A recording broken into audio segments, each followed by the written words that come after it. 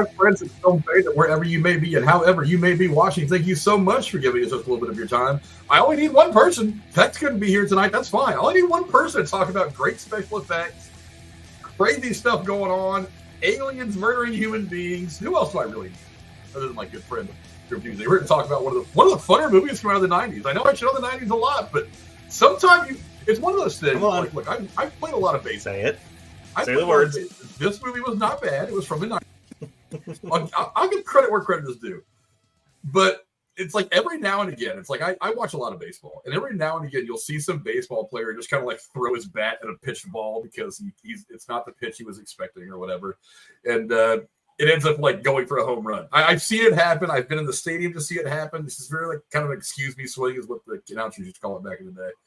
And this was one of those movies. It was like, they just threw it out there. They were like, we're going to make some crazy movie about aliens attacking Earth from another universe with shooting meteors out their ass. And it's going to be this crazy social commentary on fascism and whatever. And then it ends up becoming this thing. It's like, wow, this is a much deeper movie than anybody had given it credit for about 10 or 15 years. All of a sudden we look at this movie compared to the world now. And we're like, this is something. We may need to pay attention to this movie a little closer.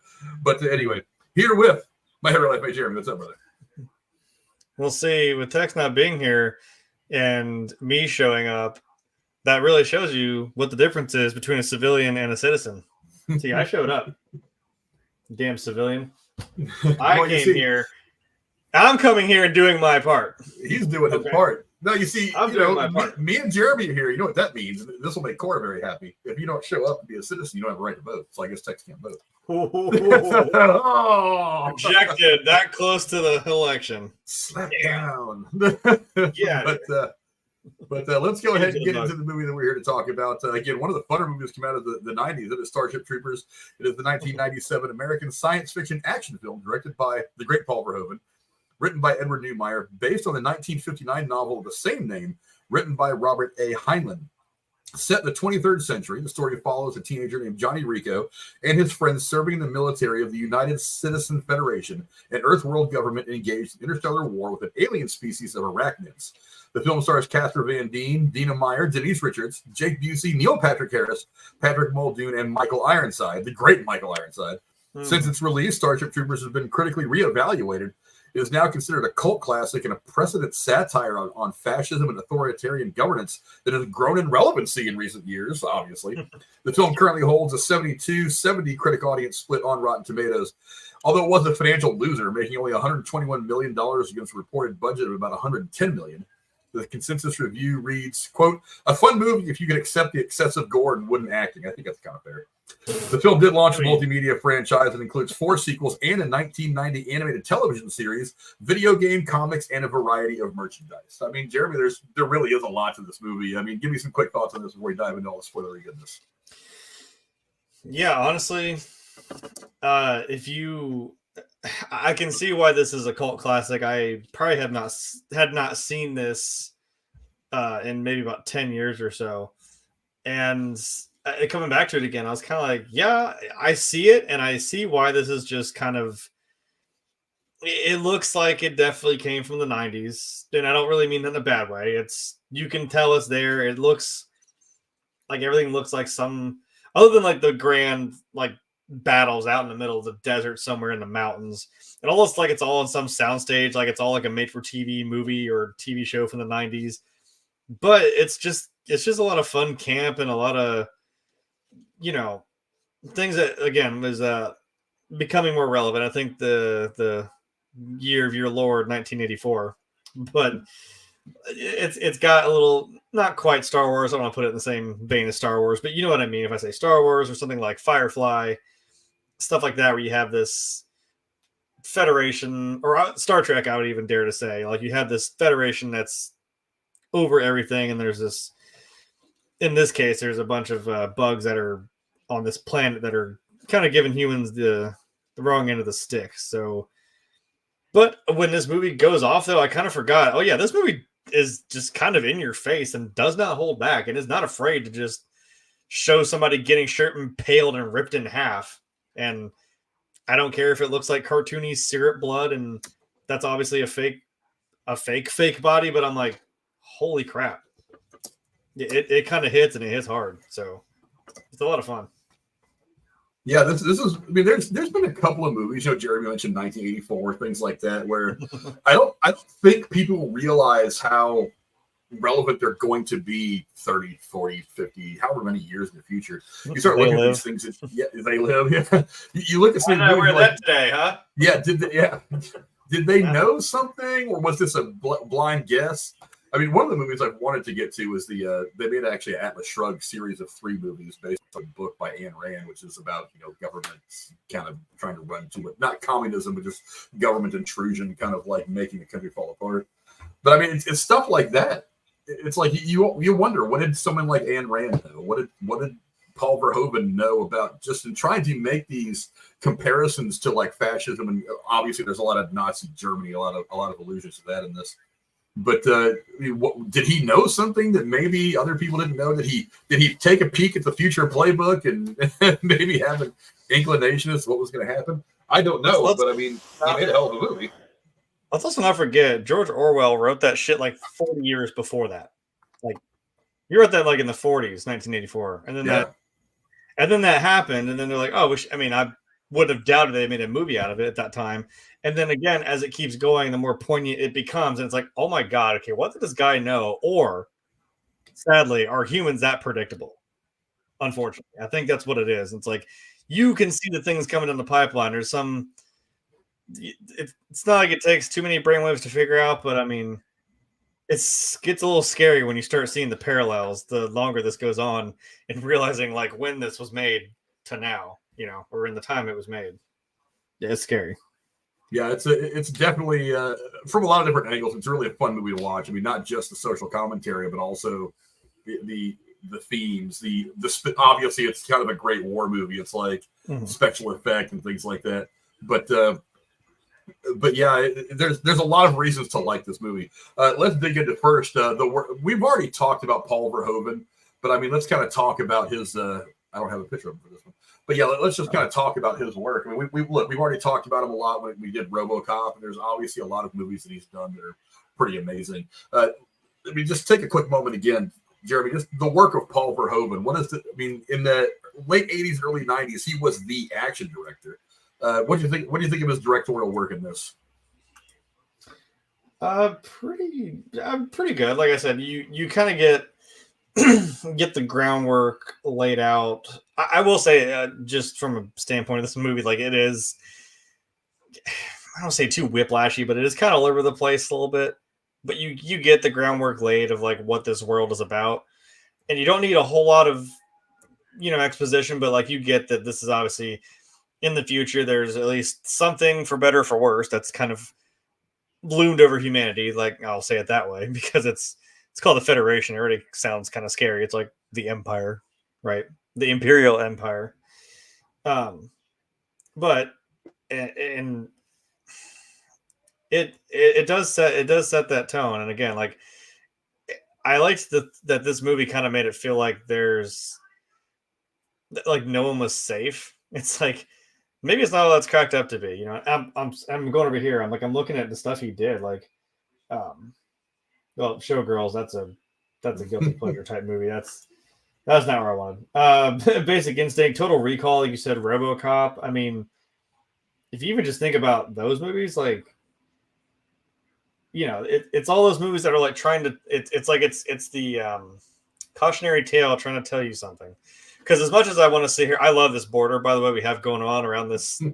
That is perfect because that's exactly what this feels like. There's these two jackasses right here telling you something. You're like, oh, you want to learn more? Here, do you want to watch some guy get ripped in half by a bug? All right, we're going to watch this scientist talking about how, who looks like a suspiciously young Neil Patrick Harris who hasn't aged at all. Talking about, hey, shoot him in the spine or whatever.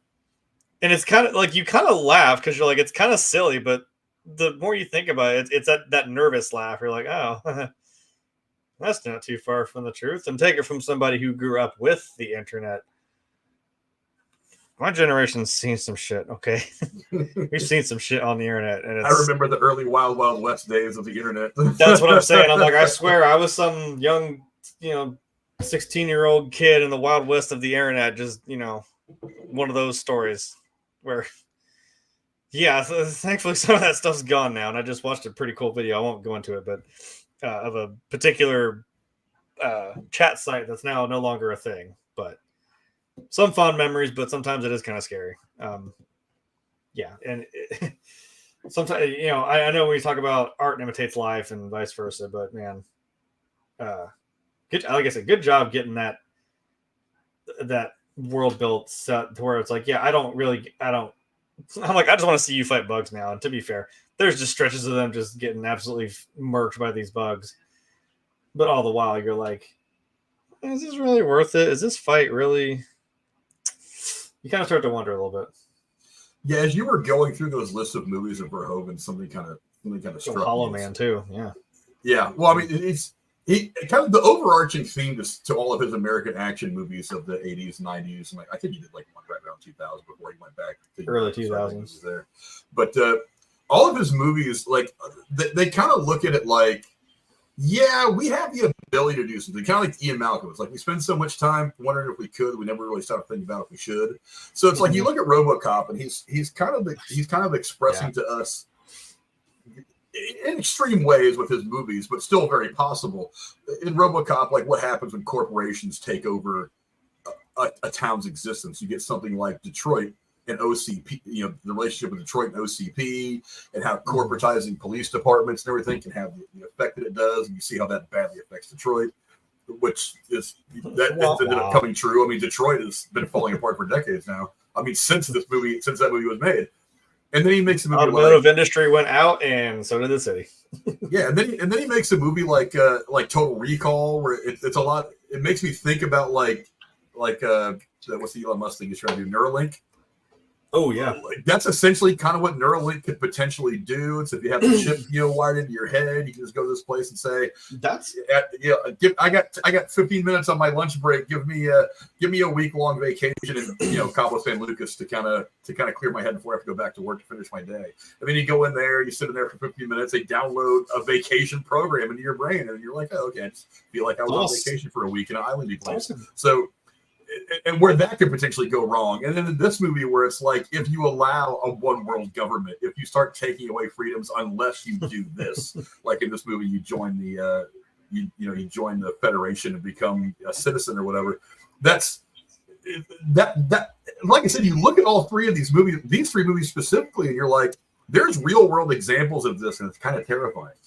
There are worlds. Wow. See, sorry. There are other countries currently. I mean, like there is a thing.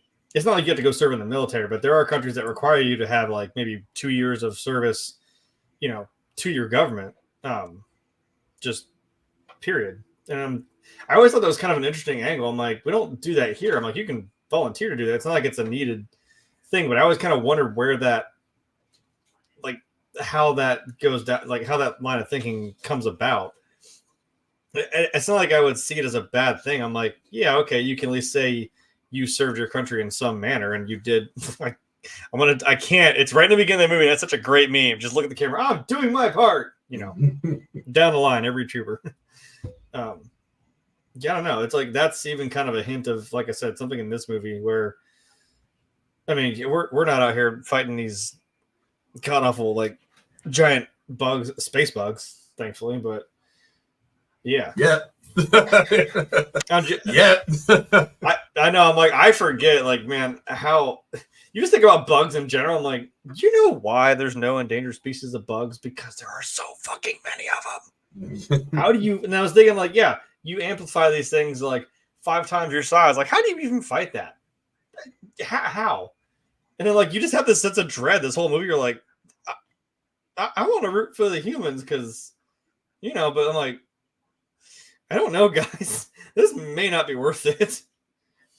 Unless you go like some extreme route. I'm like, okay, maybe we should just nuke this whole rock. But yeah, I would love to see Paul Verhoeven go on like the Joe Rogan podcast and have Joe Rogan look at it and be like, how did you do this? I mean, because he's not the only one. I mean, if you look at like Idiocracy, which is a movie that I want to get to at some point, it's like Mike Judge also starting to become true. Yeah, Mike Judge did not miss much in that movie. That's getting scary. It wasn't an instruction booklet, guys. It was a fucking joke. It was a joke. This is the guy that gave us Beavis and Butthead. He was not supposed to be the he was not supposed to be the oracle. Okay, calm the hell down. calm the hell down. But yeah, there's a lot of movies out there that when you look at them, like I said, 2, sometimes 3 decades or more in the past, and you're just like, wait a minute, we're kind of there now. How did it end up here? It's like somebody was trying to warn us a long time ago. Exactly. Put the glasses on, see what's going on, man, because somebody's got these. Yeah, somebody's gotta. But let's talk about the cast of the movie now. And again, a lot of young people. I guess Denise Richards her career was on the upswing then. Obviously, Neil Patrick Harris was fresh off Doogie Howser, MD, which is kind of funny. But and he was good at it. This was supposed to be the movie that was supposed to launch Casper Van Dien's career, and I kind of did, kind of didn't. Yeah, because it performed so badly, it didn't really have that effect. Although I really enjoyed the movie. I really enjoyed the cast overall of this. Jeremy, what do you think of the cast, and who stuck out to you the most?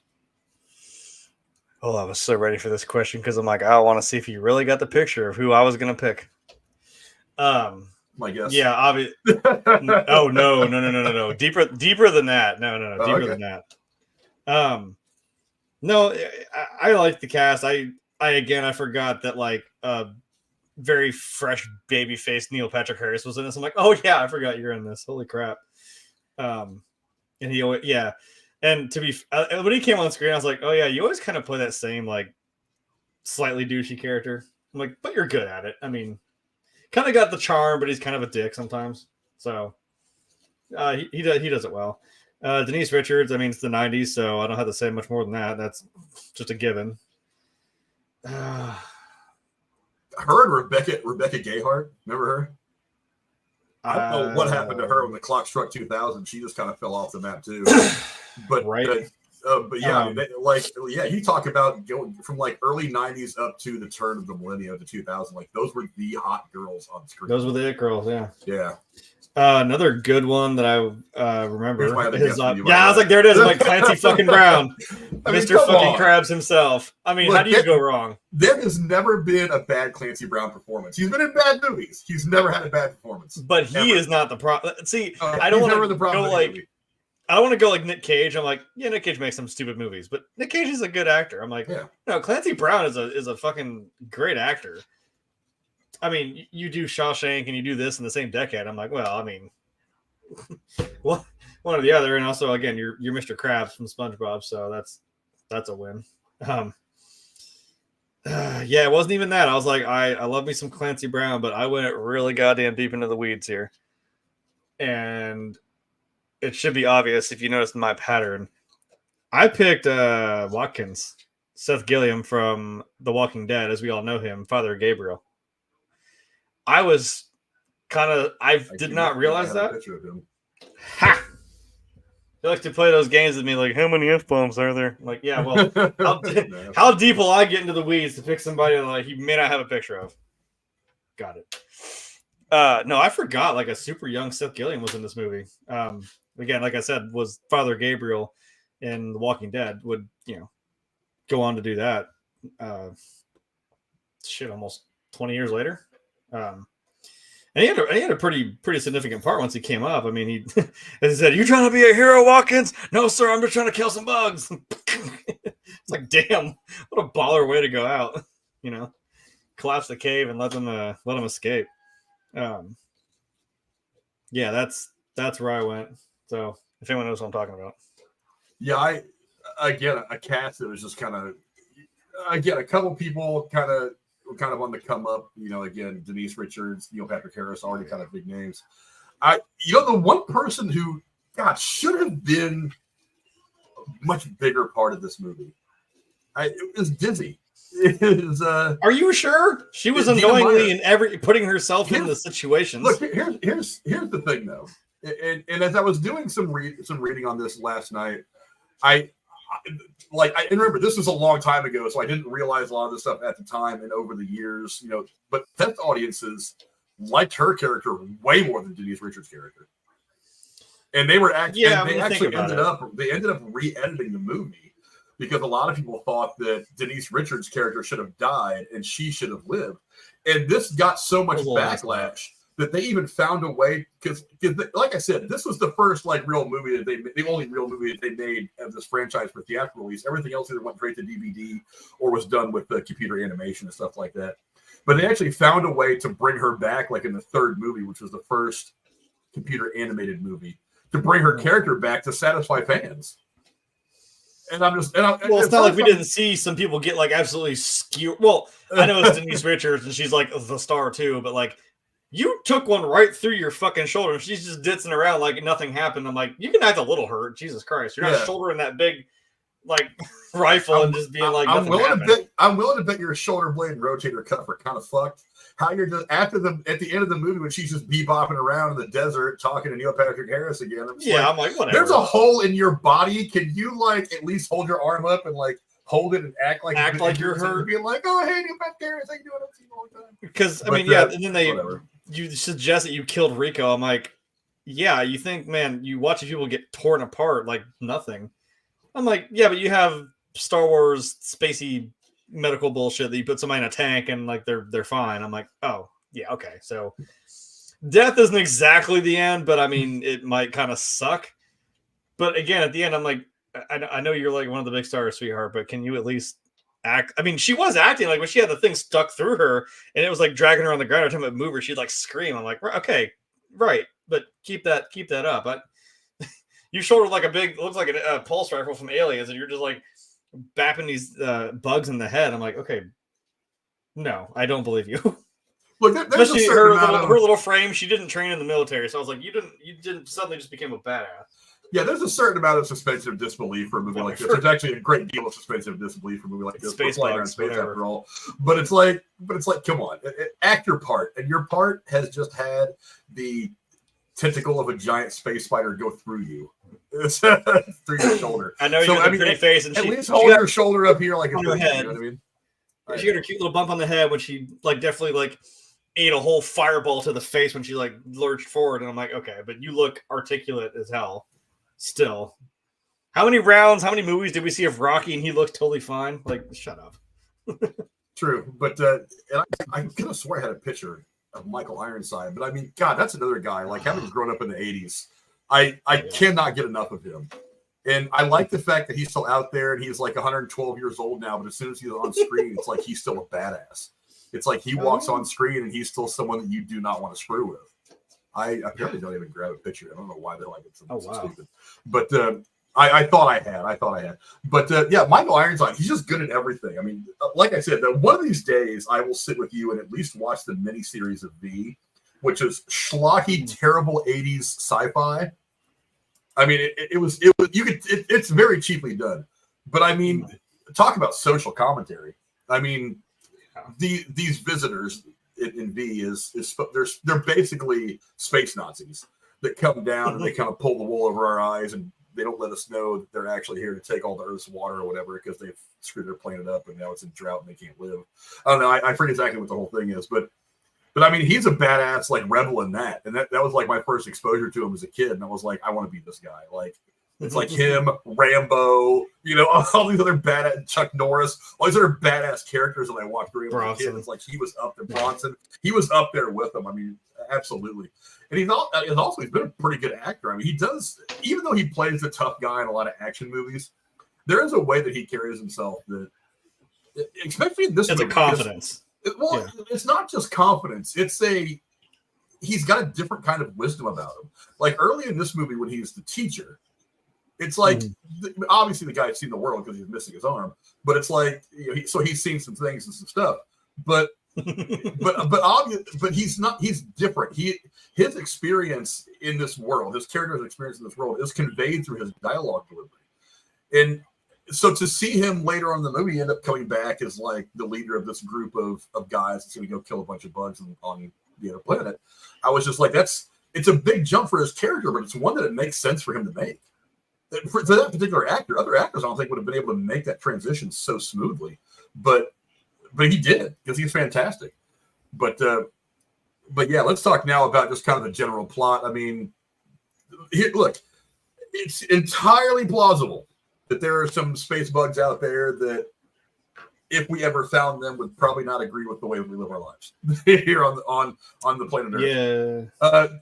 I mean, so it is interesting that one of the things that drives this plot is not just that, you know, they fart out some meteors that go into space, find Earth somewhere in the vastness of space, and destroy Buenos Aires, which is still kind of funny to me. But like I said, suspension of disbelief. Mm-hmm. But they can launch meteors. Apparently, they can direct meteors. But I do like the fact that it does ask a broader question that does honestly, I think, get lost in the actiony stuff of the movie. It does ask the question. I mean, what would it be like if we were to come across not just an alien race, but an alien race that is from the jump probably going to be hostile with us, and that is like this race in the movie, that is so vastly different from us. It's not like they're humanoids. It's not like they're as vulnerable as we are. They're very different. How would this meeting go, and what would likely happen? Jay, is there something different you would do about the plot of the movie, or did this work out pretty well for you? There seemed to be, I mean, there were some scenes like where it had like some sort of Federation Council or whatever that I guess kind of discussed some stuff, but like, I don't know. I mean, I kind of got the impression that it's like, obviously this probably isn't the first time we've really come across, like we're aware of these things and we're kind of at a tipping point. I'm like, yeah, to where we're just going to apparently go blitzkrieg these dogs on their home planet, which kind of not a good idea. But yeah, I don't know. I don't know if I necessarily need to see like a first contact kind of thing of it, because and that little back and forth with like the older woman and the guy where it's like suggesting like whether or not these bugs do have some sort of higher intelligence or hive mind type thing. It's like, I don't feel like they do. And if it did, it was something that's not necessarily as advanced or complicated as like, say, human beings. Which we do find out in the end, there is at least one like super smart bug, which, eat your brain, gain your knowledge, which is horrifying. Also, we're gonna get into effects, and I'm gonna say that was horrific. But I don't know if I really need them to be anything more than just like, yeah, this is because when I thought about it, I'm like, what would this movie be? I mean, space bugs. Okay, yeah, sell it. Yeah, I'm like, I don't really need anything past that, I guess. But again, just the suggestion that there might be some higher being of it, and then they do end up finding that out. So I'm like, okay, so there's at least some reason for us to keep doing this, and it gives you that moral dilemma of like, well, if these are just a bunch of dumb bugs, I'm like, couldn't we just straight up nuke this whole planet and be done with it? It's really that simple. I hate to have that be the human answer, but it does give you that kind of pause of like, maybe we should try to find a better way to do this and work this out to our benefit where we don't have to just, go Orkin Man on all of these bugs. So,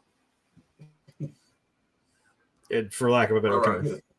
Yeah, ironically, that's what I do with my job, is I kill the bugs. But Frank's doing his part. Are you? I'm doing my part. But I don't think anything I've got in my work truck would work on these bugs. But at least he's got a truck gun just for that. At least, just in case. At least not the ones that fart plasma. I don't know how that works, but those were. I don't know. But yeah, just look there. This is kind of two different movies. There is the obvious actiony plot of humans having to fight against these extraterrestrial bugs, and then there is the part that we've already talked about. About the social stuff, the fascism, the questions, the larger questions that it asks of humanity when we're not shooting out with the bugs. But I really like the plot. I mean, it's like I said, you don't want to ruin a plot by kind of overcooking it. You know what I mean? I think one of the nice things about this movie, a lot of movies from this era that kind of didn't make it, was that they've been examined over the years, and then people start to look at them. They're like, actually, this is a pretty good movie because of its simplicity. This is one of those movies. It doesn't try to be Star Wars.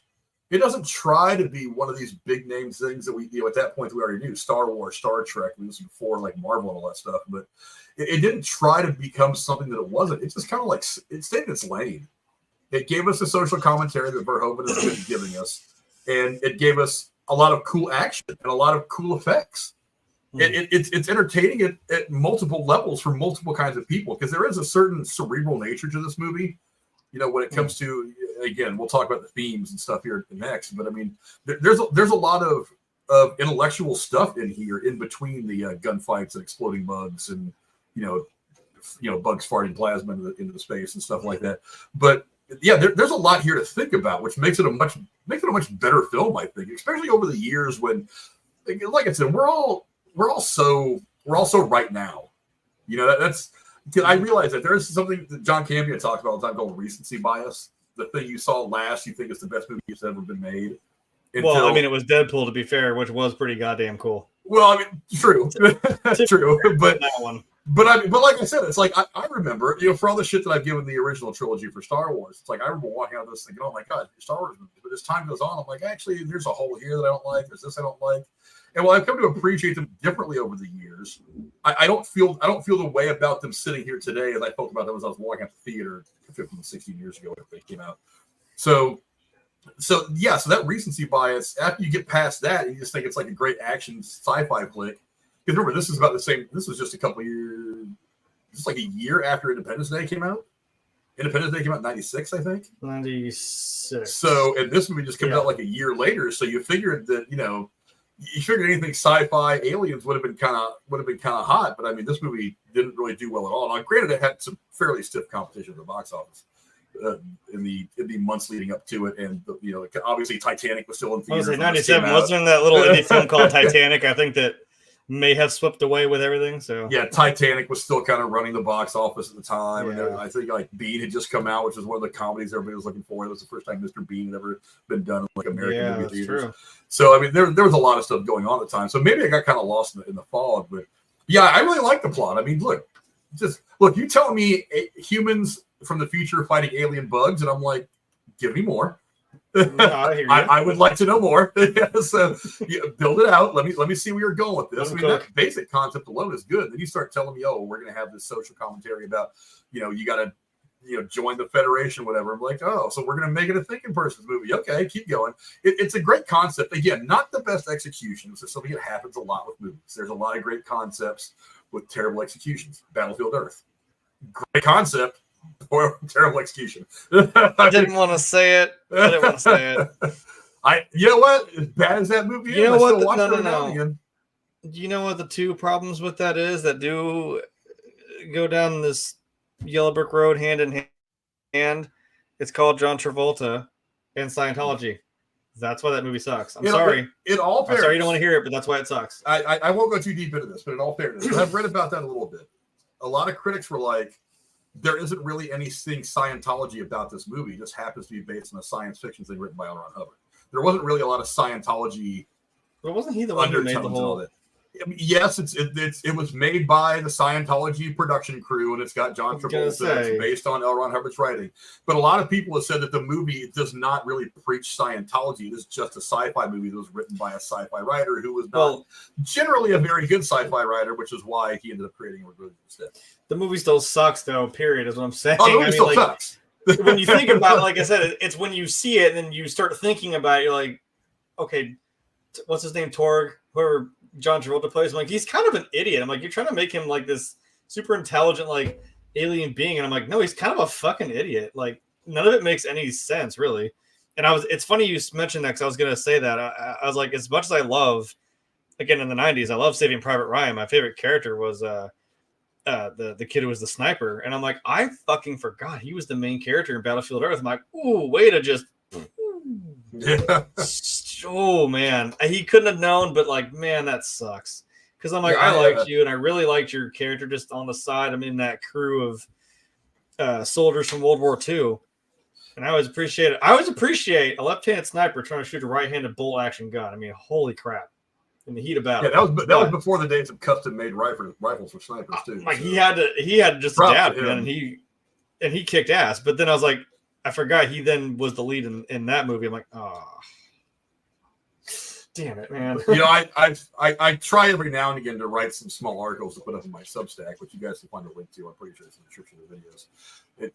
I finally figured out 5 movies that I think are primed for a remake, and Battlefield Earth is on that list. So if you guys keep an eye on my Substack, hopefully at some point I'll have a chance to actually sit and fully write this thing.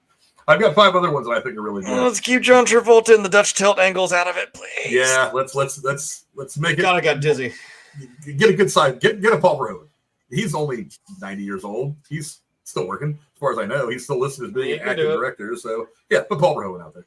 But let's move on now to kind of the general themes of politics and propaganda and all this. I mean, like I said, I'm not gonna lie. I was watching this yesterday. I was like, I kind of want that tattoo now. I mean, just because I like movies, and I think a lot of real cinephiles, real movie fans would see that and be like, I get the reference. I get that reference. But right, I'm like, it's a dumb tattoo, but I know what it's from. But but the themes of politics, propaganda.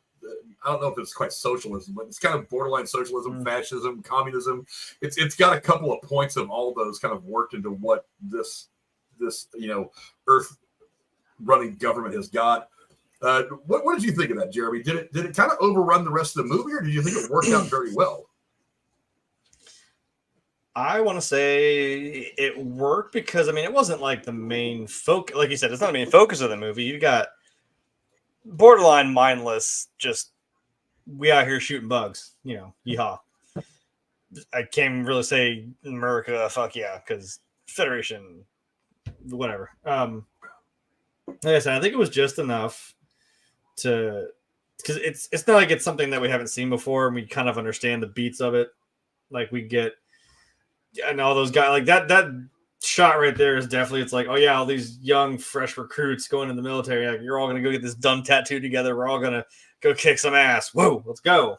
I'm like, and then you don't quite realize the scope of like really what's going on here. Like you didn't realize you want to live forever. Yeah, that Rico's Roughnecks.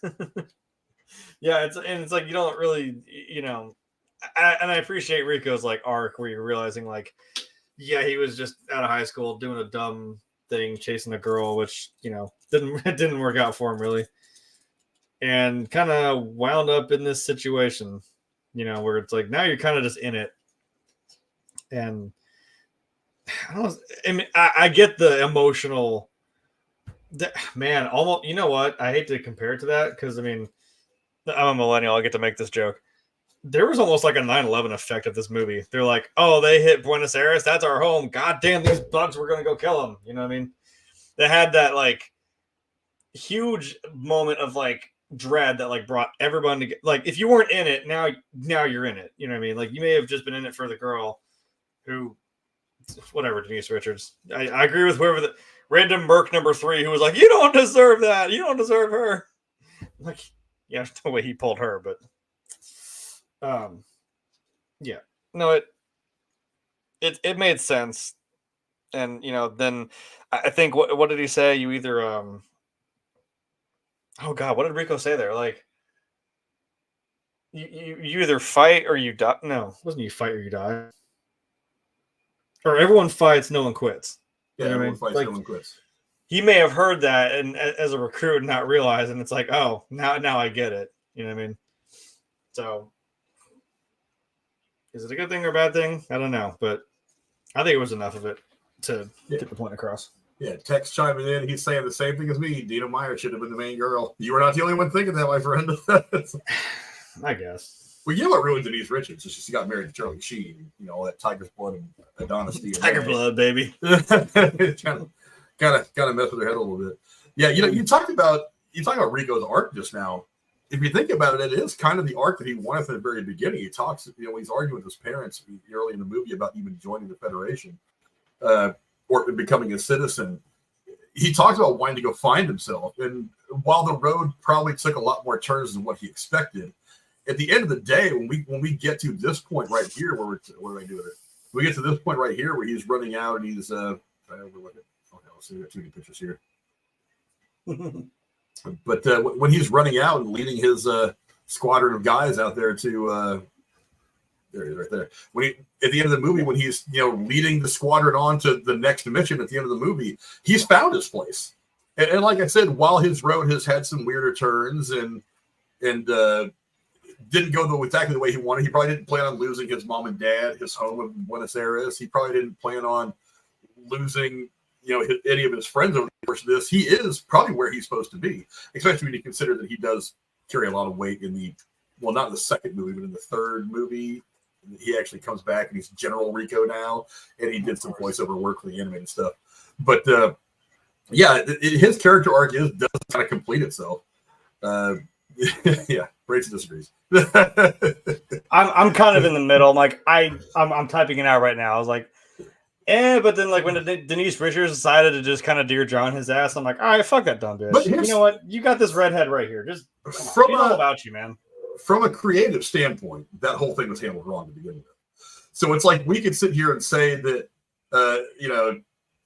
Dina Meyer should have been the main girl, or that Denise Richards should have been the main girl that he ends up with in the end. The reality is, it has nothing to do with the two actresses or even the two characters. It was just that whole love triangle storyline was just very badly written and hacked up because of the test audiences saying they liked Dina Meyer's character more. That's why they kind of went the way they did. They did a lot of stuff in editing to try to make her a little bit more significant to Rico. And even then, test audience are just kind of like, we'd rather end up with her, but they were like, well, we already killed her, so whatever. But yeah, like I said, they did find a way to bring her back for some of the later animated stuff that I'd never watched because I think I saw the third movie, the one where Rico comes back one time, and I was like, this movie looks like it was shot on a first generation iPhone through a lot of haze and with some even worse special effects in this movie, so I'm not really going to bother committing it to memory. so whatever. But but like I said, as far as the themes and the propaganda and war and politics, it is a warning. I mean, because I think even back in the 90s, there was a lot of stuff going on around the world. There was like Milosevic over in Europe and stuff like that. And already there was still some stuff stirring with Putin and Russia and all that about the time he was. The Cold War was kind of coming to an end, but yeah, it was the Cold War had cooled, but it wasn't over. You know what I mean? No, I'm like, and now Saddam Hussein's still kind of being a dickhead, and now here we are again. This was just a few years after Desert Shield, Desert Storm, and Desert Storm. Yeah, it was a couple years after the first World Trade Center bombing that happened in like '93. So terrorism had already kind of come here right around the time of I think it was an embassy bombing at that point too that killed some American people. So there was a lot of government political shit going on around the world that probably fit into this, but yeah, it's for sure a movie that makes you think a lot more now than it probably ever really. Maybe he intended you to think about a few things, but I like the way that Mike Judge I think looks at Idiocracy now. It's probably the way Paul Verhoeven kind of looks at some of his movies. It's like, I was trying to say these things were dangerous, but wow, I mean, here we are walking right up to the precipice, and really I'm trying to warn you guys about it, and we're just dangling our toe right over that cliff. It falls in all this bullshit. But let's talk now about some of the special effects. I know this is your area of expertise, Jay. I mean, look, for 1997, again, the 90s were an important decade for movies because we were making a big transition from practical into better CGI. CGI did exist in the 80s, but it was, I mean, if you look back on it now, it was rarely very good. But I mean, this was one of the first movies to really showcase what CGI can do, because obviously there's not a giant bug actually exploded behind Johnny Rico. But I mean, the effects of the bugs, while very little practical, a lot of it was CGI. As a matter of fact, I think I read somewhere yesterday that they actually half of this movie's budget went to CGI, which for that time was unheard of. That's so of the 110 million, I think they spent something like 50 or 60 million just on CGI. But yeah, there's a lot to this movie's special effects. Some of it doesn't age well, but other stuff, it's like this scene right here, I still think looks solid. I mean, it's as solid as anything that I've seen in movies in the last 5 or 10 years. What do you think of the special effects? I know that like guys like you and Tex love the blood and gore, and I'm not going to leave this up there too long because I don't want to upset YouTube. This is just a movie scene. It's all fake. They're all fake. It's all educational. But yeah, I mean, the special effects I think were something that hold up very, very well for this movie. What do you think? Yeah, and I know we always talk about a pinnacle of CGI in the 90s is Jurassic Park, and I'm like, I always think like, yeah, this was before that, and it still looks solid today. However, I'm like, I know not everyone has Spielberg, Lucas money to make that kind of thing. I get that. And for this movie to have still done something like that, my point about these, even though I know we got the dinosaurs, wrong, but whatever, that's neither here nor there. In the time, whatever. But you kind of know what a dinosaur looks like. You get the point. So it would kind of offset you if it looked really goofy. And I was going to say, the good thing about this is I'm like, you don't know what the hell these space bugs look like. Who cares? It doesn't have to look like, So that's the fun of it. I'm like, it can look goofy because you don't know what the hell this big space bug looks like, for real. And yeah, you can tell like that whole thing is CG. It almost looks like a video game, which to me, I'm like, that doesn't bother me. It's just kind of fun. Terrifying, but kind of fun. Like I saw the QuickTime events going. I see the buttons he's pressing, jump on that thing's back and shoot a hole in and lob a grenade down there and just explode it. But it still blends some. I think that you want to talk about the wooden acting. I'm like, you're pointing guns at a hill and just kind of, you're gonna fix it in post. They're there. Even some wide shots of like when you see it's terrifying still because it's a swarm of these bugs just ass to mouth, wall to wall, all the way coming up to that little outpost that they're trying to defend. And I'm like, Jesus, man, if I saw that, I would be shitting myself, seriously. And it blended some good practical effects, and the practical effects mostly being like that picture you showed. It's a lot of dismembered bodies and a lot of, people with getting their brains sucked out of the top of their head. Explosions. I mean, pyrotechnics, which I have that. That was, I almost went some Raiders of the Lost Ark when his head just kind of shrunk just a slight bit to indicate that, that thing just took his brain out of his skull, which is disgusting. But with pyrotechnics, I mean, you can lay your charges if like, okay, there's going to be a line of fire right here. And just put the bugs right there. It'll get the point. And then there's going to be, I swear, I'm like, this, and the sound of the guns too, I'm like, I feel like I've played an arcade of this machine. Like, I feel like I've played an arcade machine of this very particular. I'm like, with the big guns like attached on a little swivel, like on this thing. I'm like, I feel like I've done this before, and it was kind of fun because that's what it felt like to me. The big like tanky bugs that they throw into grenades into and whatever dits. I know you played football or whatever, but there's no way you lob that grenade first try into that thing's mouth. Shut up. Whatever. Movie, space bugs. But and even like I said, the practical stuff, like when Denise Richards had that like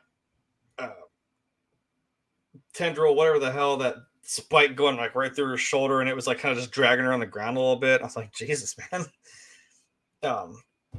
And I wouldn't say over the top acting because I mean, I don't know what I'd be doing either if I was, impaled by some big space bug and just watch my friend's brain get sucked out of his skull.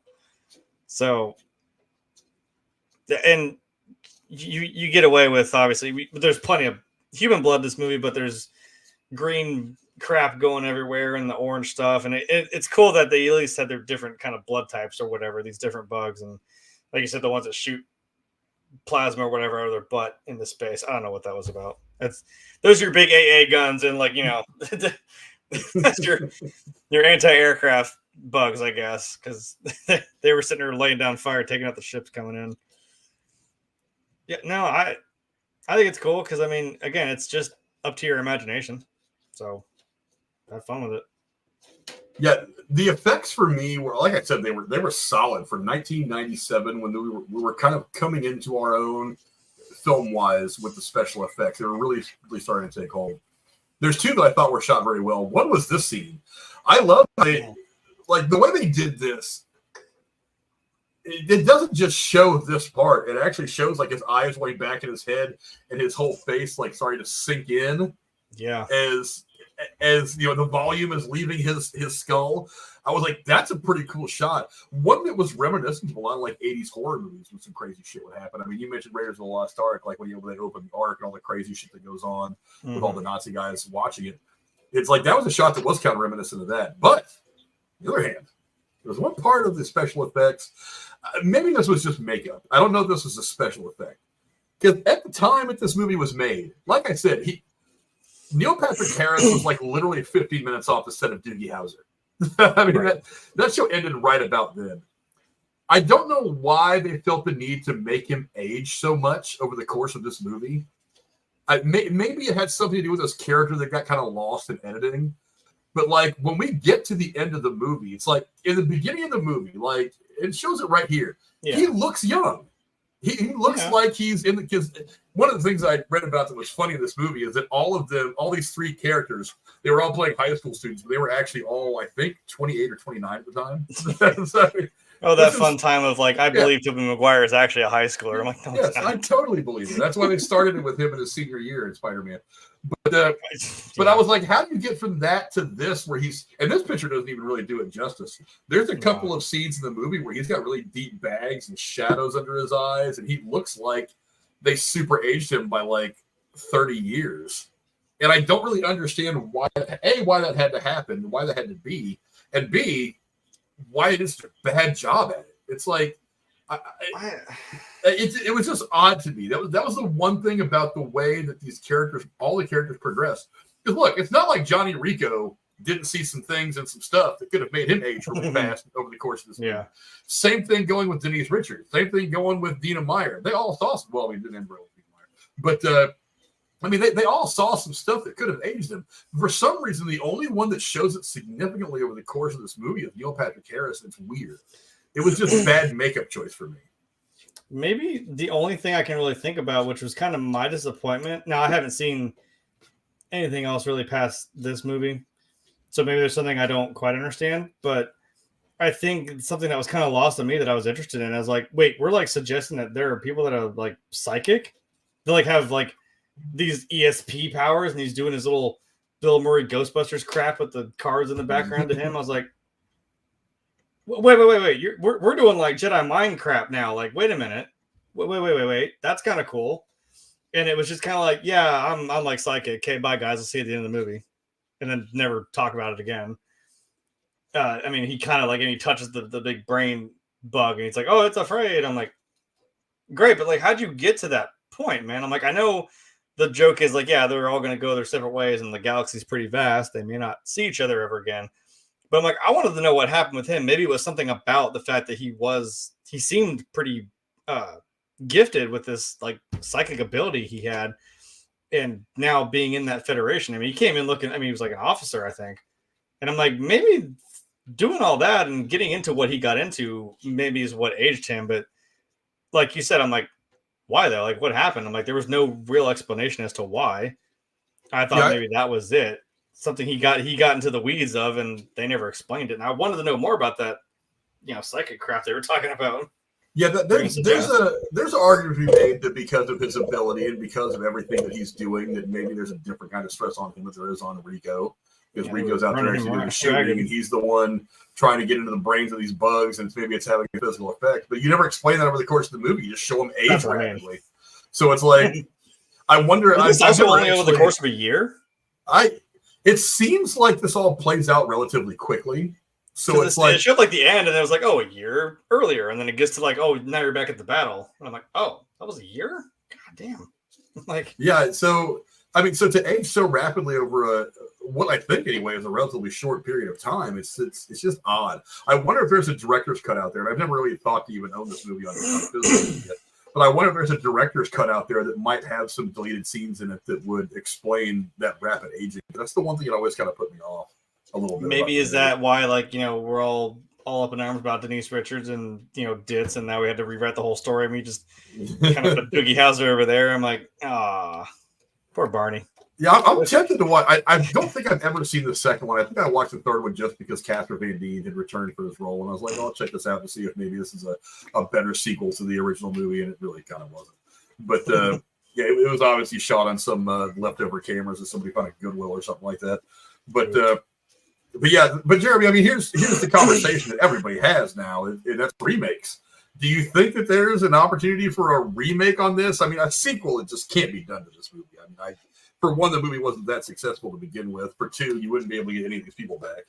I think the only one who still actually, Casper Van Dien still looks pretty good.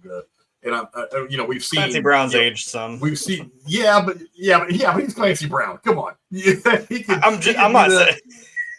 Yeah, he can do it. He can do it. Have you watched Gen V, the Boys spinoff show on Amazon? No, I know of it, but I have not watched it. He's got a part in that. Ooh.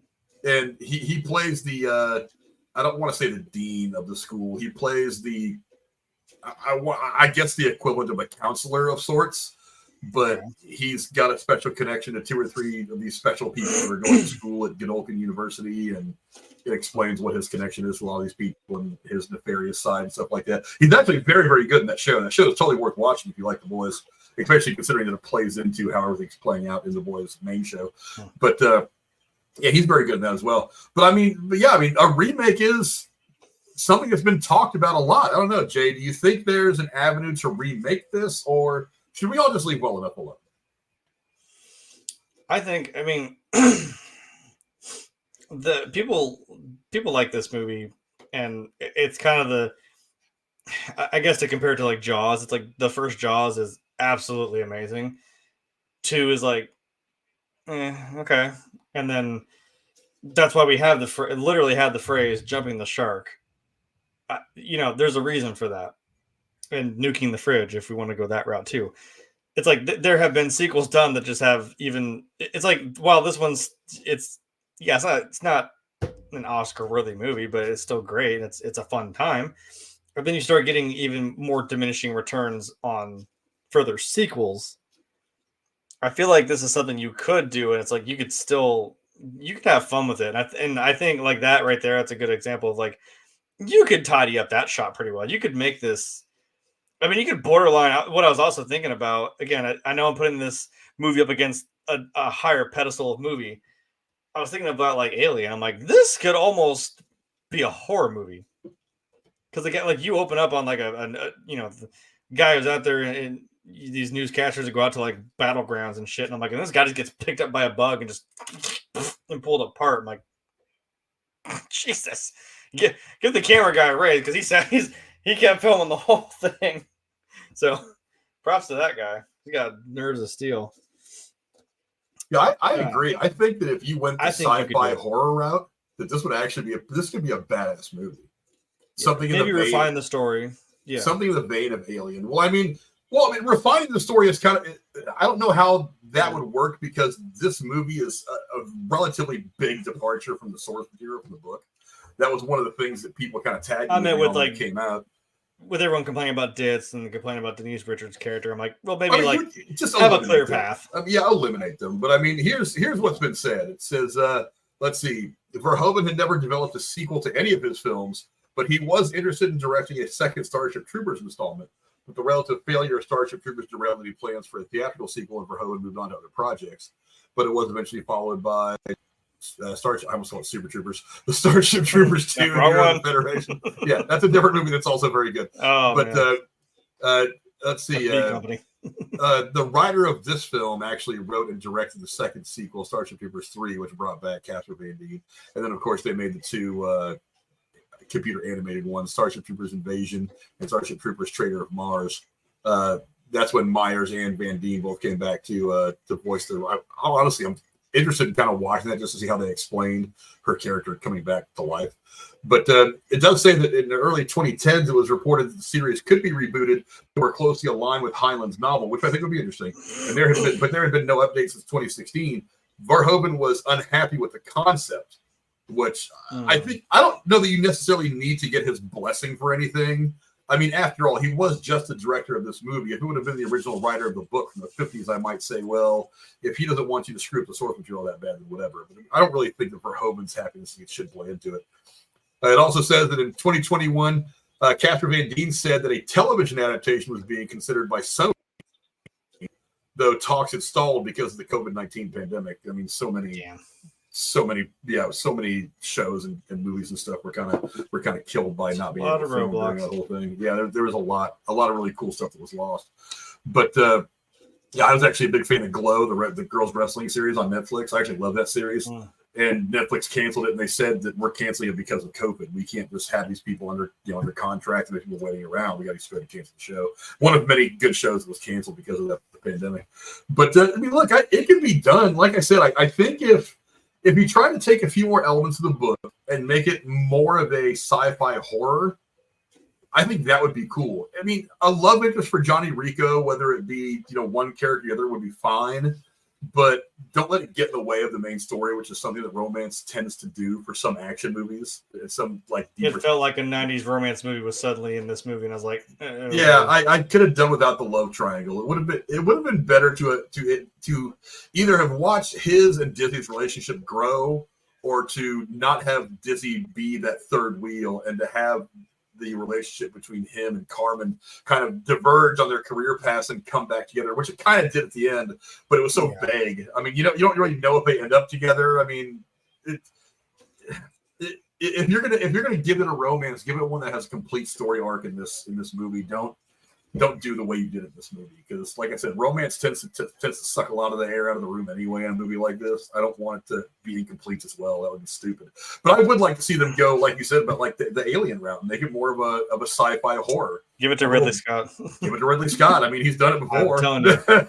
But it would be horrifying, this movie. It would be awesome. I think it would be an awesome movie. Because again, the first thing I thought of when I saw those guns, I'm like, those look an awful lot like those pulse rifles they have in Alien, but hey, it works. In full disclosure, I've never read the book. I mean, the book came out in 1959, I think.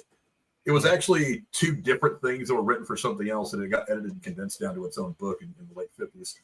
It's not that I don't want to. I don't really have a lot of time to read these days, but I mean, I've never read the book, so I don't know how far of a departure this movie was from the book. I've heard that it was pretty far off.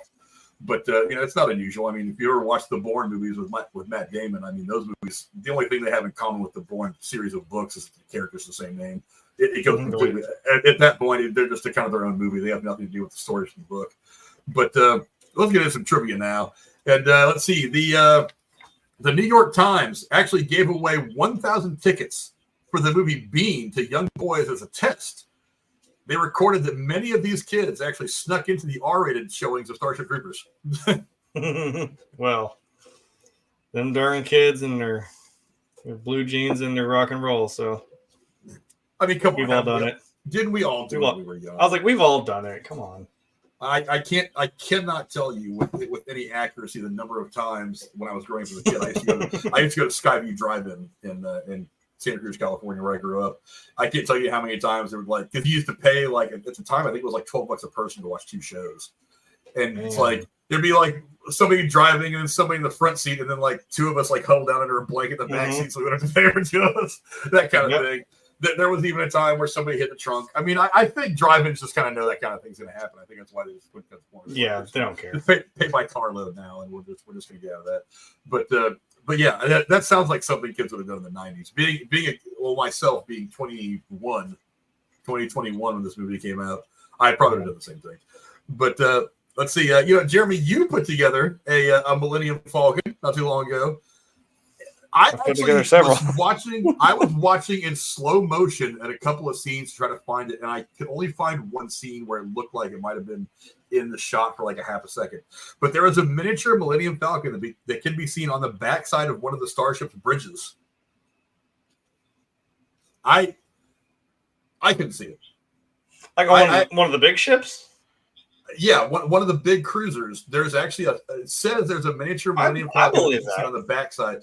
I believe it, but I actually watched this. But I actually saw that as I was watching the movie, and maybe I just missed it. But it's like the one scene that I saw where it looked like there might have been something that looked like the Millennium Falcon, like on the TV screen was like this big. It was not very big at all, and it was literally about less than a second, maybe a second at most.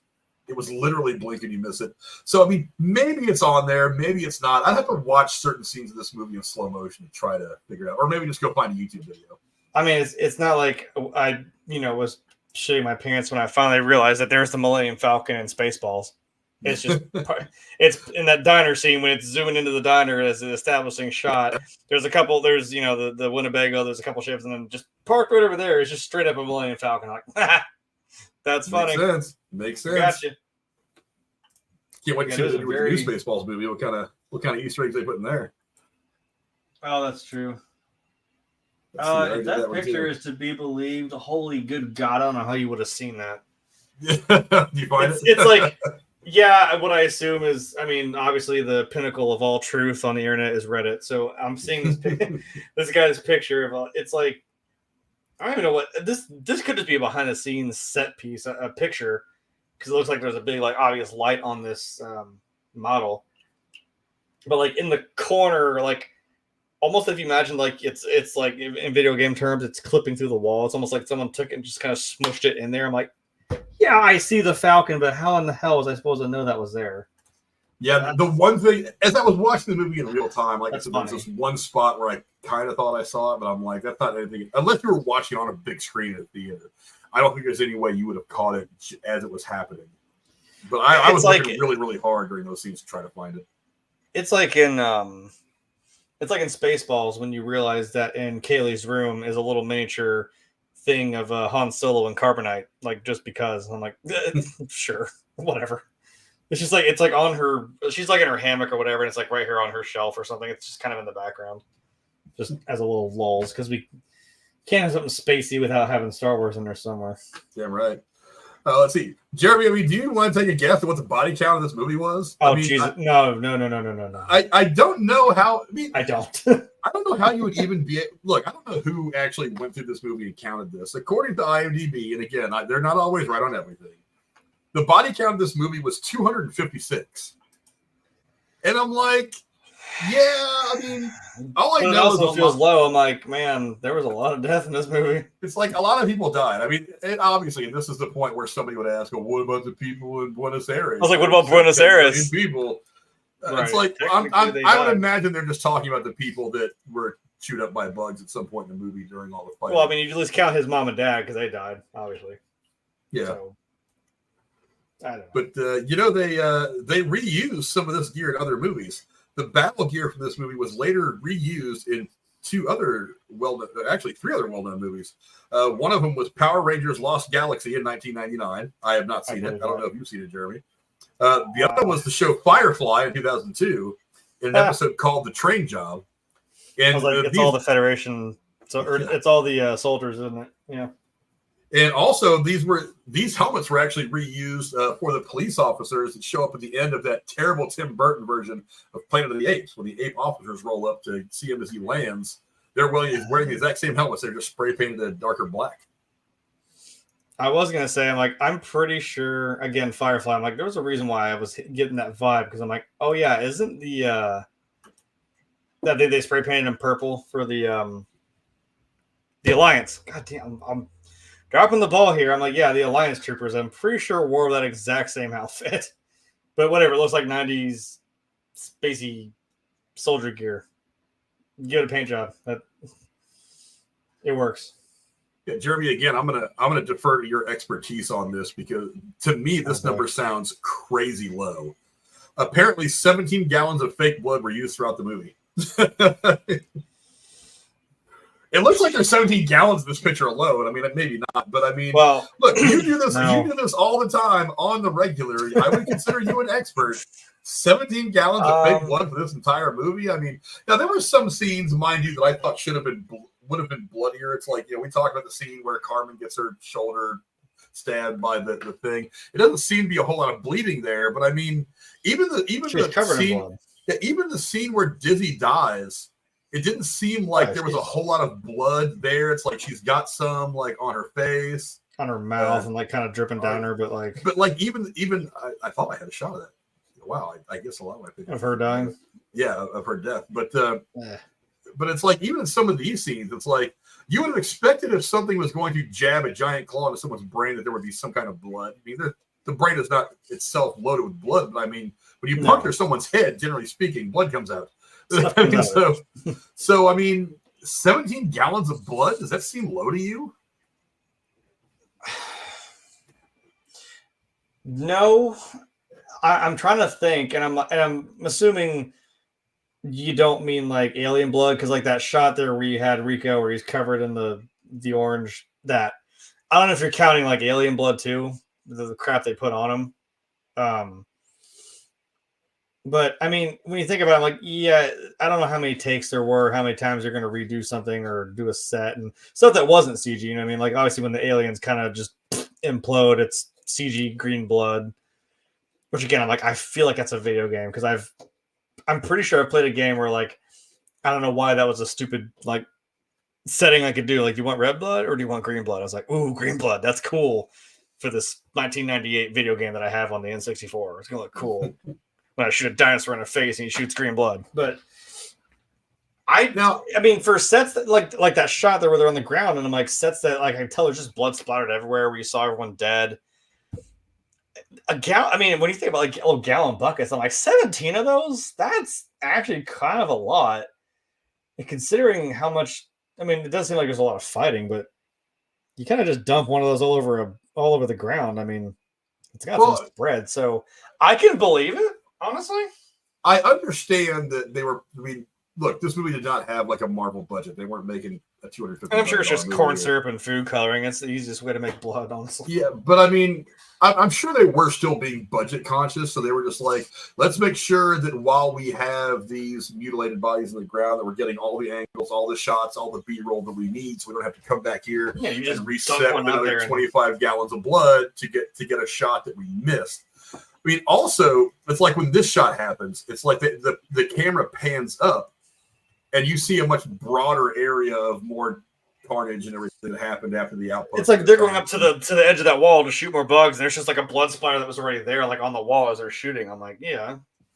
So I would imagine that they probably were like, let's just show blood so that people know that there's carnage. Let's just not show realistic blood. Like, I mean, if an artery or something is exposed, lots of blood everywhere, it becomes a big pool or whatever.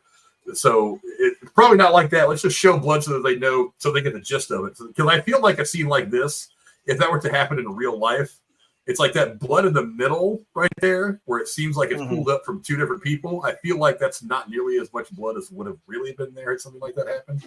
But so they probably, they were, like I said, they're probably just being budget conscious. They were just like, let's just get the gist of the shot and then we'll move on from there. Honestly, I don't think that's really out of the realm possibility. I'm thinking like if you got some couple gallon buckets from the hardware store, I'm like, no, I think you could spread that out pretty well, because it will start to feel a little excessive. And trust me, I know.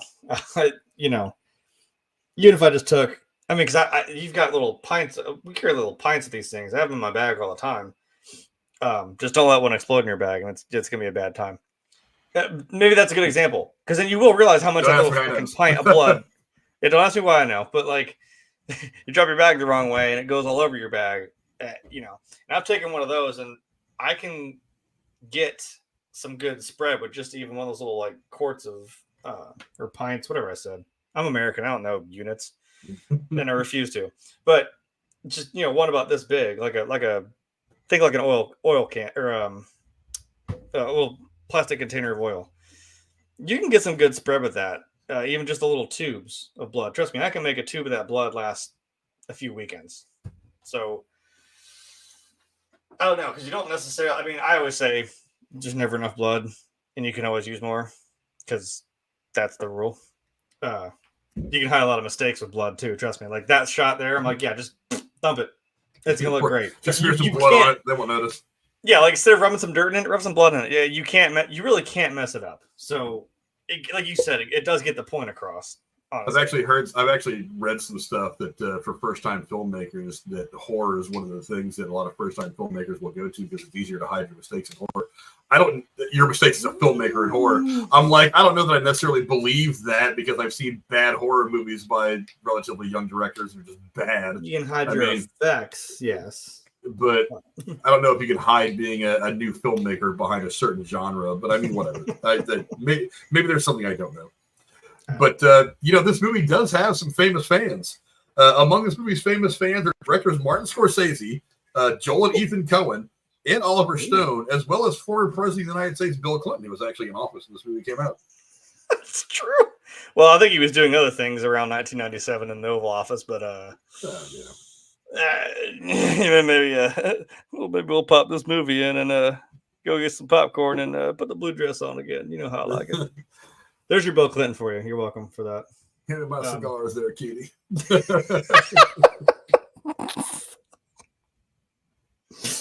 Oh my God! And that's before the Epstein stuff. He gave us so much. Well, thank you, Bill Clinton, for giving us so much. You gave us the Clinton with the sunglasses and the saxophone, man. Come on, like, Yeah, I don't know. I mean, when you list those people, if you had them all in a room together, I'd be like, damn, you like this movie? I have no notes then. If you guys like it, yeah, that's saying something. You know what could have been?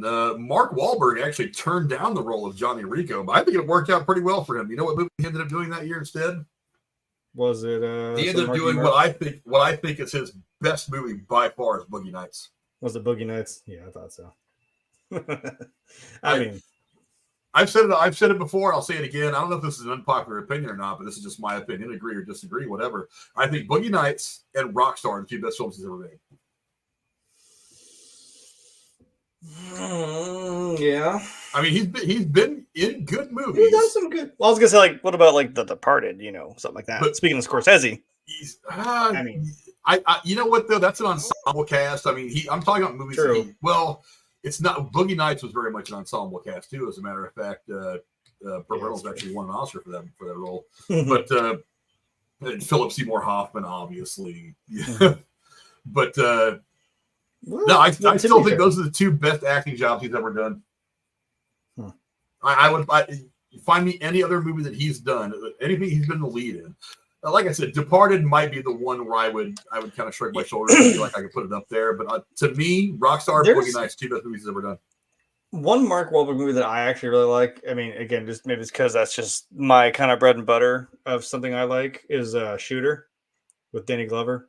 That's a good movie. When he's the Marine sniper gets framed for killing the president. I think that's a great movie, honestly. I just like sniping, and I'm a nerd about it. So it's a good movie, but I think his two best acting jobs, far and away, are Boogie Nights and Rockstar. We all know Marky Mark and the Funky Bunch. We all know. Have you seen Rockstar? I don't think I've actually seen that. To be fair, there's I don't know if it's on one of the streaming services. I forget which one, but there when the credits are rolling after the movie, they actually play some outtakes, and one of the outtakes is when they're shooting the stuff of him on stage singing with the band. And somebody, as a joke, started playing the vibration song from Marky Mark, and he just starts dancing and shit like that. God damn it! That was one of the funny scenes from the credits. But you know what could have been? God, I wish I had a picture of him now.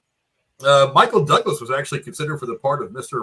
Razak, having worked with Paul Verhoeven on Basic Instinct in 1992. I am really, really glad that he's not. I can see it working, that but was however, Michael Ironside to a T. That's Michael Ironside. Yeah.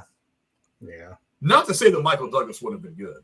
I am a fan of Michael Douglas. One of the movies I'm trying desperately to find on streaming somewhere that I don't have to pay for it so we can review it. It's called The Star Chamber. I'm sure it's a movie you've probably never heard of. He's a judge that gets named to the California Supreme Court. And this group of judges that are on there with him are getting frustrated because the law is making them let go violent people who do terrible things like, hurting women and so on and so on. And so they decide to create what is referred to as a star chamber. They hire a hitman to go take care of these things that the law will not allow them to take care of. Only and after he gets kind of pulled into it, he finds out that one of the guys that they want to put a hit out on is likely innocent.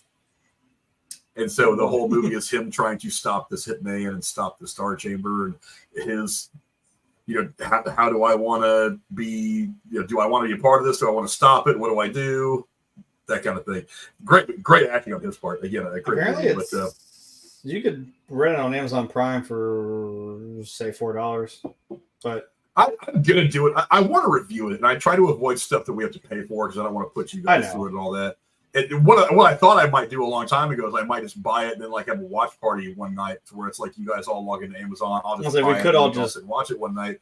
But the problem is even for a watch party, you guys would have to go buy it too. So I'm just like, that kind of ruins that whole idea.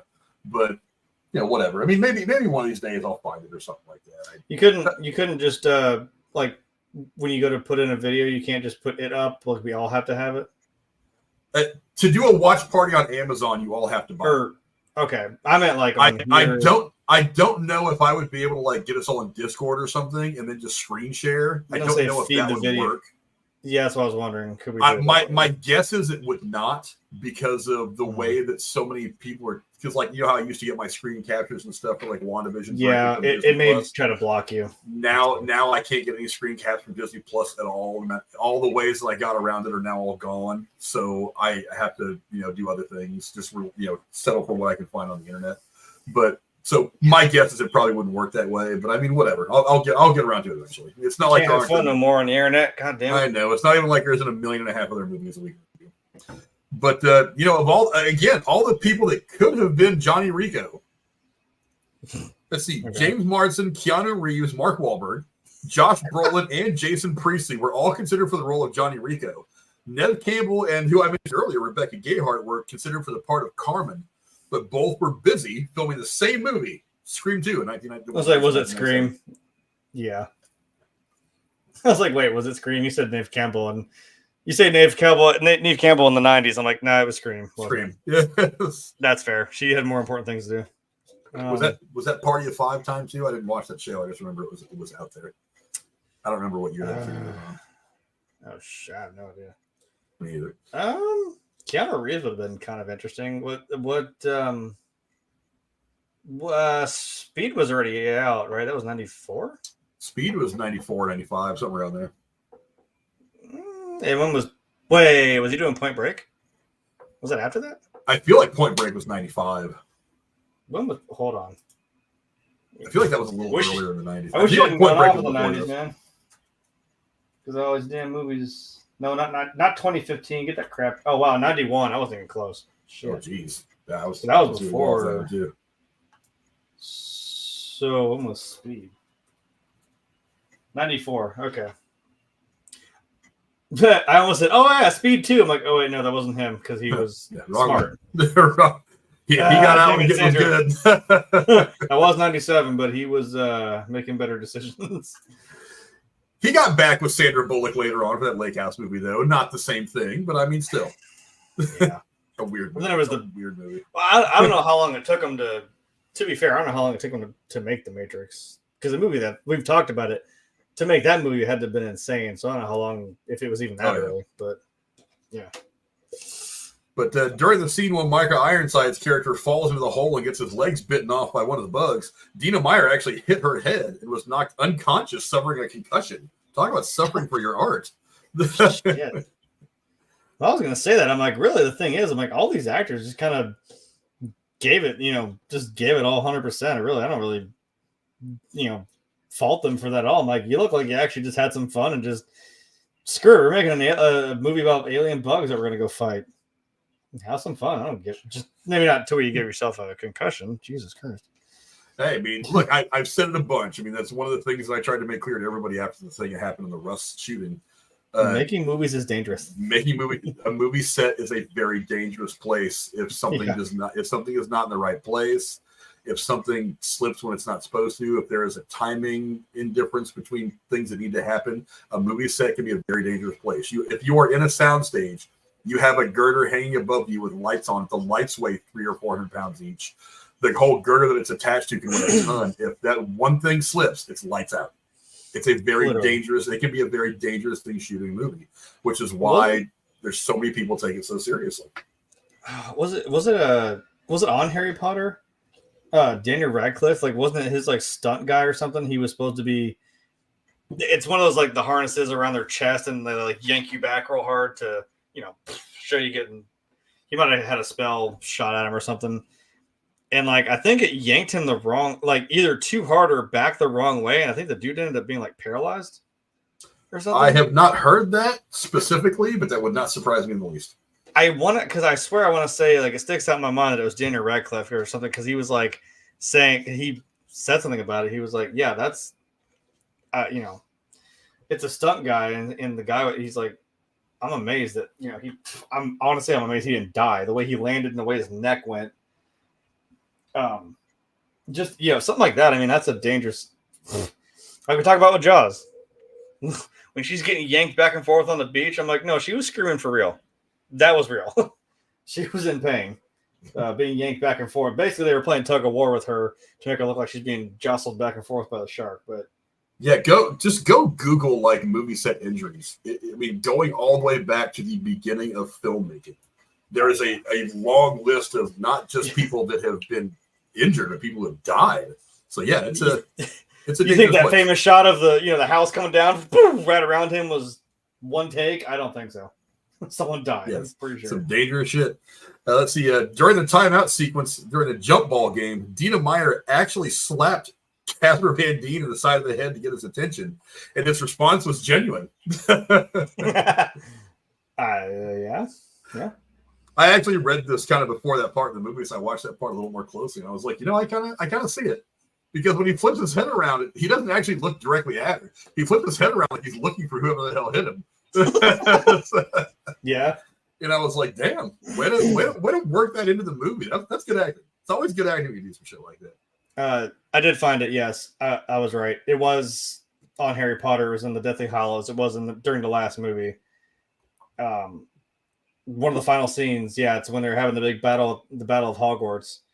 Harry's supposed to be like propelled through the air because of an explosion, and a cable was supposed to pull his stunt double to simulate him being pulled, and it propelled him with too much force. He crashed into the wall, and the impact was so strong it fractured his neck. I was like, yeah, it was the way he landed. And he's paralyzed from the waist down, like for life, which sucks. I mean, it's not. And him and Daniel Radcliffe are still close friends, like to this day. But yeah, it's not. I mean, because it wasn't just the rush shooting, and we've talked before about Brandon Lee and The Crow. Deadpool 2, one of the stunt women was killed doing one of the stunts for that. I think one of the Transformers movies, they actually ended up getting sued by an extra because cable snapped on her rigging and hit her in the head and gave her brain damage. So I mean, yeah, if a movie set is a dangerous place. Let's just leave it at that. Yeah. But let's see, the famous line, the commonly used line all throughout the movie, "Come on, you apes, do you want to live forever?" It's actually a rendition of a quote from Marine Sergeant Major Daniel Daly at the Battle of Bellow Woods on 6 June 1918. His exact quote was, "For Christ's sake, men, come on, do you want to live forever?" Bring real war shit into here. That's what I like. And it's just the implication of like, hey, come on, like, you want humanity to keep fucking going? Let's go kick these space bugs back where they belong. And, back to that slapping scene. General Patton was notorious for slapping people who were suffering from shell shock. So, see, we're bringing real life shit into the movies here. Seen some stuff, man. Seen some things. He's seen some things, man, and some stuff. You weren't there, man. You weren't there. I didn't get a picture of this because I didn't like the look. I didn't like the look on Ace's face in the scene. It just looked really creepy. But the tune that Ace is playing while Johnny Rico is dancing with Busey is the Mexican song Las Golondrinas, also known as the Swallows in English. Since this melody is mostly played at farewells and closures, it was a way to say goodbye to someone, possibly foreshadowing the fate of Busey. Huh.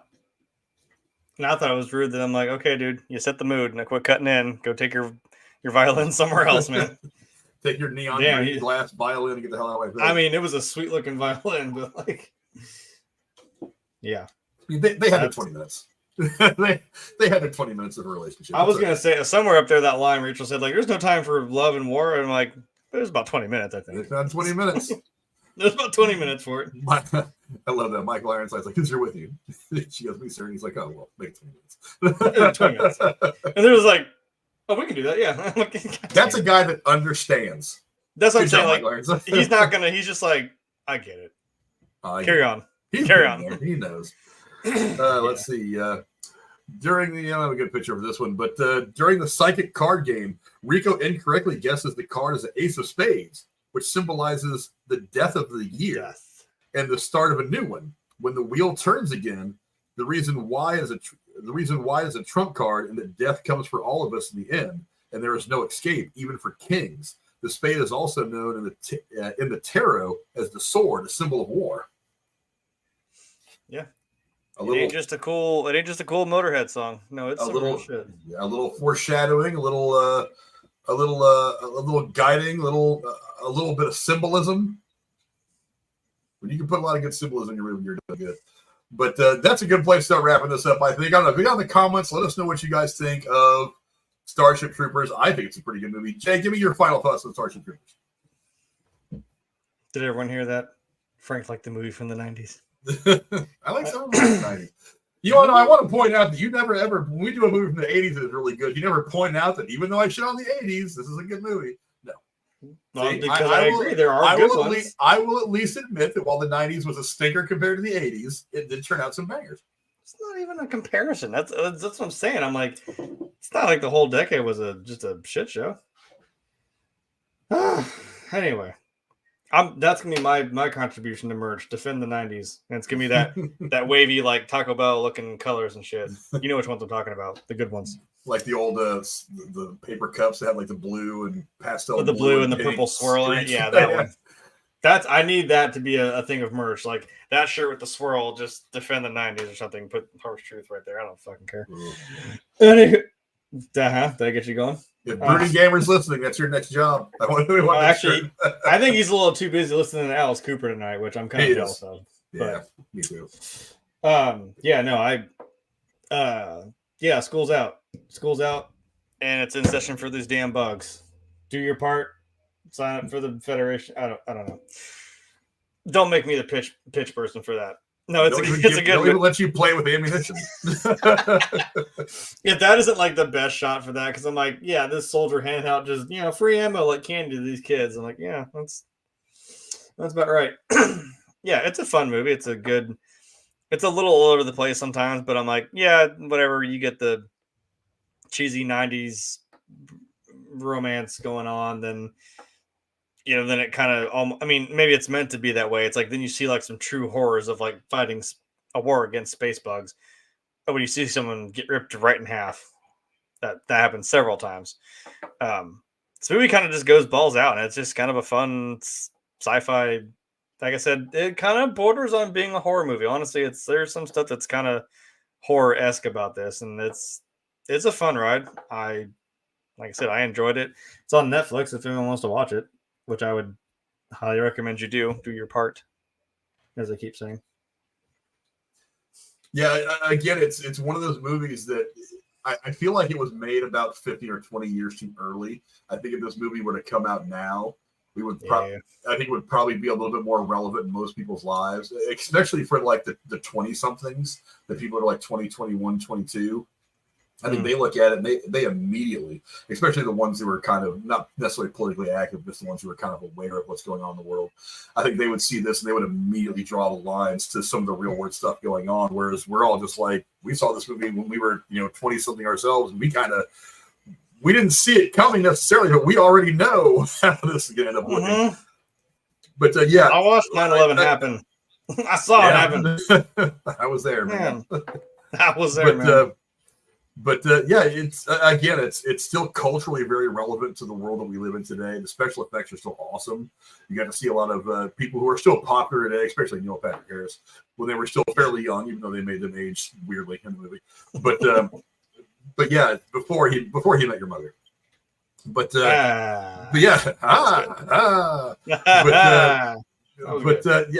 Seriously, it's a fun movie. It's got action if what you want is action. If you want something more than action, it's got that more thoughtful stuff in it. It again, some of the relationship stuff a bit silly, but I mean, it might keep your girl entertained for a while if you want to sit and watch the movie and try to give her something to be excited about. Entertained, she liked it. Yeah, so go talk to Jen Septim. She thought it was cool. But it's a great all around watch. It's not one of those movies you're gonna feel like you lost 2 hours of your life.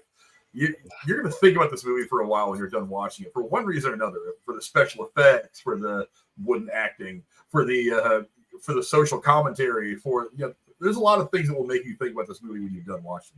So go check it out. Another band from the 90s, The Offspring. Hey, that's something everyone can enjoy. Yep, for real. You're welcome. But go check it out. Like Jeremy said, it's on Netflix.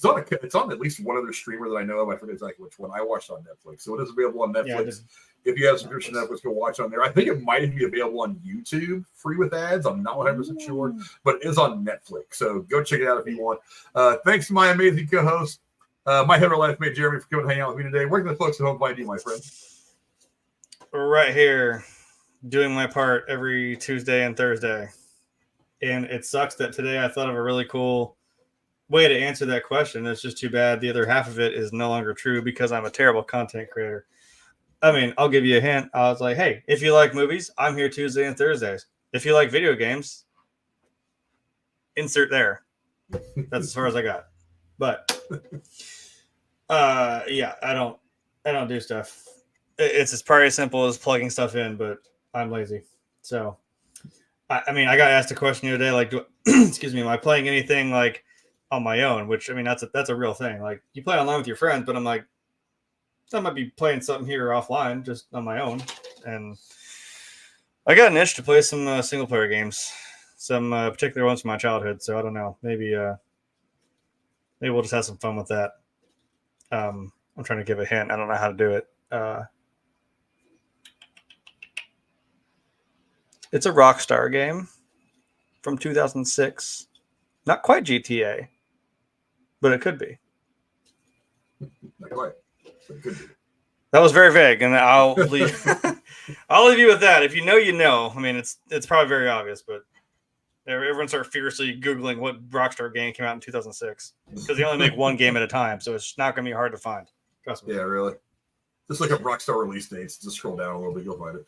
But as for me, you will find me back here on Thursday. We're going to be breaking down the new Beverly Hills Cop movie, Axel F. Really quick, I was happy with it. I love the trailer. I'm actually a little bit bummed that a couple of shots in the trailer weren't in the movie that I think were great Beverly Hills Cop shots. But I mean, overall, it was a fun movie. It was kind of back to the core of what the character was. Anything would have been better than that god awful third movie. But I am a big fan of the first and second Beverly Hills Cop films. They were great. Third one not so good. But this one was a return form for Axel Foley for the character. I thought it was decent. Would it have done well in theaters? Maybe, maybe not. We'll talk about it more on Thursday, but I enjoyed it for the most part. I thought it was a really good movie, really entertaining. I'm looking forward to talking about it with the guys. Again, kind of just mindless, kind of an 80s action film. That's kind of what it was. And it was perfectly fine for me. I thought it was great for the character. But we'll go into it more on Thursday as we talk about Beverly Hills Cop and Axel Foley. That is also available on Netflix if you guys want to give it a watch before we talk about it on Thursday. But I want to thank my header life mate Jeremy for coming and hanging out with me as always. We will see you guys on Thursday. Until then, adios.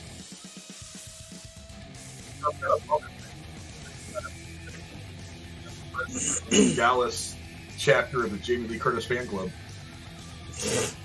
Well, speaking of Jamie Lee Curtis, I don't know. I might be too busy watching Borderlands and giving that movie my honest opinions. So I'm sure Tex is going to be able to see Jamie Lee Curtis in that movie and give it an honest, fair review. I mean, I'm sure he's played the game more than me. I'm sure he's an expert. I'm sure that he's going to be like, you know how much I hate Jamie Lee Curtis, but she was actually really good in this movie. I can't really give her any shit about it. What are the odds that actually happens? Quote him on that.